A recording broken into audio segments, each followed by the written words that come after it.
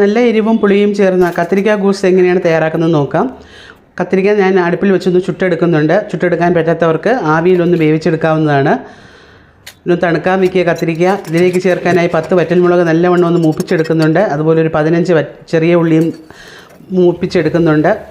ഒരു നാരങ്ങ വലിപ്പം പുളി ഞാൻ അല്പം വെള്ളത്തിൽ കുതിർത്ത് വയ്ക്കുന്നുണ്ട്. കത്തിരിക്ക തണുത്ത് കഴിയുമ്പോൾ തോലൊക്കെ മാറ്റിയിട്ട് നല്ലവണ്ണം ഒന്ന് ഉടച്ചെടുക്കുക. അതിൻ്റെ നാരുകളൊക്കെ മാറ്റുക. വറുത്തെടുത്ത വറ്റൽമുളകും ചെറിയ ഉള്ളിയും നമുക്കൊന്ന് ചതച്ചെടുക്കാം.